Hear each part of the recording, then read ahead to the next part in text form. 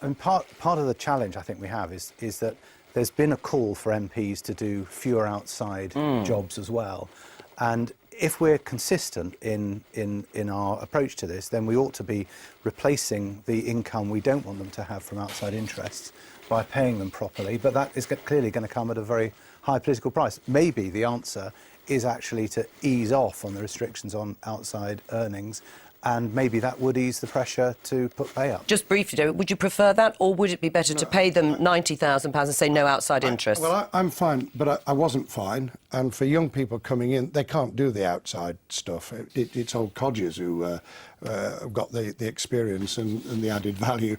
So I would be in favour of, in due course, paying people a decent rate for the job. And, you know, don't poke a stick into a tiger's cage, and that's what's happened at the moment, because we're almost in hysteria, aren't we? And we were in 2009 we were, and we're running around like headless chickens all over again. Oh, yes. Well, we love that. Yeah. Headless chickens all around Westminster. Thank you very much, Andrew Hawkins. In last week's spending review, George Osborne announced a series of changes to welfare rules. Claimants who can't speak English will have to attend classes or see their benefits cut. Pensioners living in warm countries will lose their winter fuel payments. And then there was this on job seekers' allowance. And we're going to introduce a new 7-day wait before people can claim their benefits. Those first few days should be spent looking for work, not looking to sign on. After George Osborne's statement, Ed Balls, the Shadow Chancellor, was asked by Andrew what Labour would do about the proposal, and here's what he had to say. We need to look at the detail, obviously. On the welfare things, I think English language for incoming migrants, definitely. I think for the 7-day, we have it 3 days at the moment. 7-day, is it going to be a blank cheque for Wonga? Let's look at the detail. If it saves money and it works, fine. Shadow Chancellor Ed Balls. Well, this somewhat supportive stance of Labour's has led to heated discussion on Twitter. The Independent's Owen Jones sent a message out on the Twitter sphere.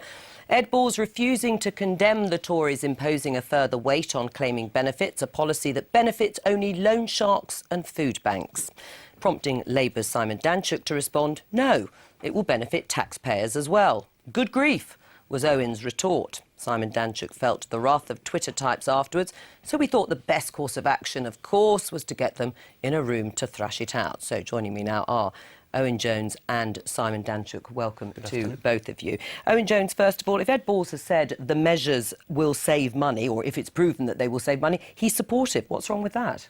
Well, it's a tiny fraction which would actually save the taxpayer, and let's be clear about what these measures actually mean. The average wait for people waiting, if you like, for benefits is already over 3 weeks.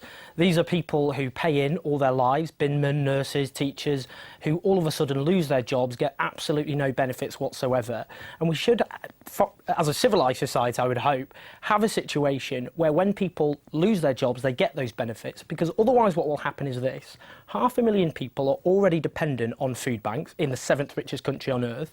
Charities say, above all else, that's because of these delays to benefit payments, and of course it will benefit legal loan sharks, which 1 million families now depend on. And the idea, frankly, of the Labour Party not sticking up for working people who are thrown out of work and have to scrabble around to support their families as a result with no support from the state is, in my view, pretty grotesque. Are you happy supporting those proposals on the basis? Well, there's no doubt about it that welfare has limitations. It has to have limitations.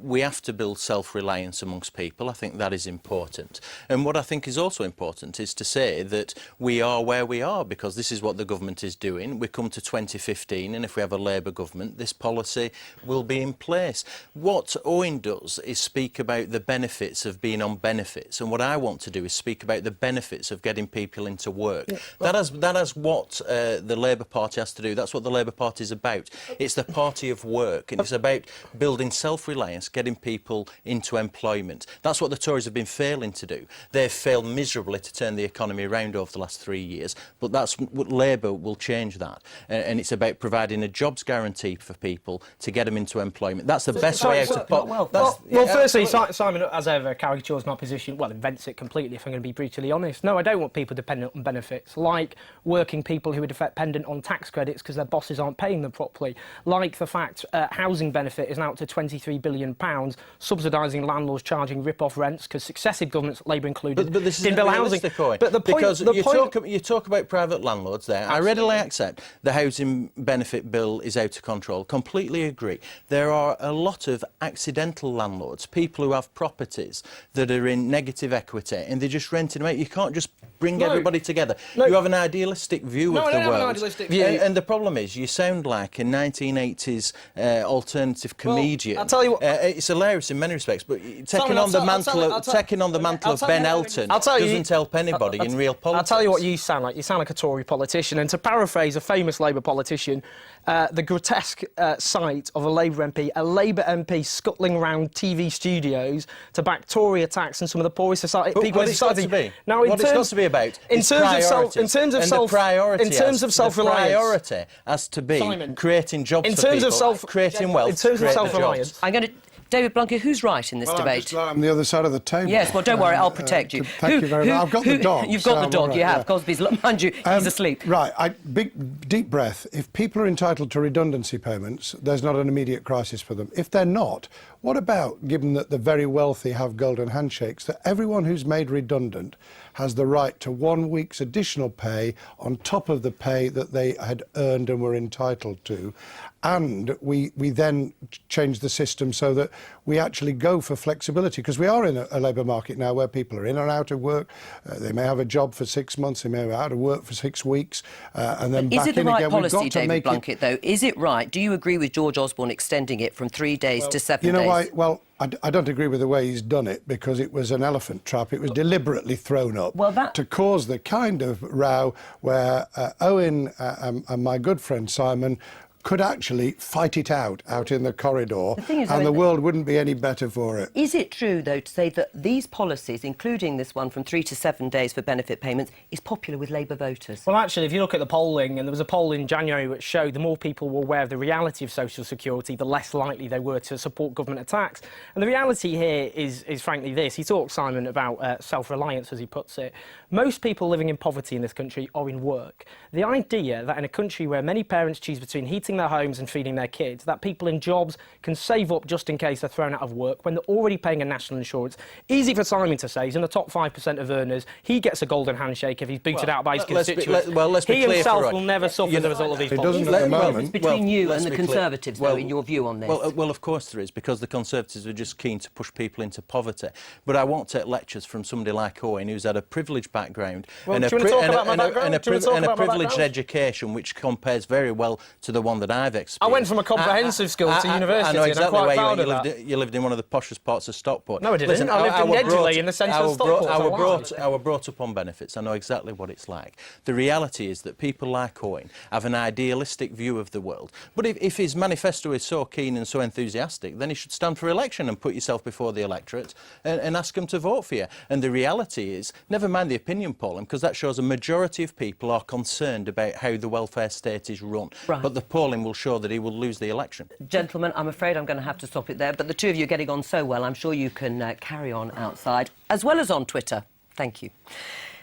Now, before Mr Osborne announced his spending review last week, he released this picture of himself hard at work and eating a burger. But his man of the people image took something of a battering when it was revealed that it was a posh burger, costing £9.70. Is this a fair jibe, or don't we give a burger? We've got Giles down on College Green with 3 MPs. He's putting their taste buds to the test to see whether posh is best. Giles. Joe, this is the real meat of politics that we're getting to. And as you pointed out, we're going to do some testing. So we've got 3 different types of processed meat and some burgers. The MPs, sorry, folks, turn round. You can turn round. And the reason they are facing the other way is because they don't know which burger is which. Ian Murray, Gordon Birtwistle and Peter Bone. Now, listen, I want you to rattle through this. Take the number 1, take a chunk, tell us what you think, get the feel of it. Right, experimental television. I haven't tasted this, I don't know what it tastes like. What do you think? What are you getting there? Big. Big burger. That's a big burger. A bit too big, yeah. Oh, too much? Very okay. Horrible. Horrible. Interesting. Okay, let's move on to number 2.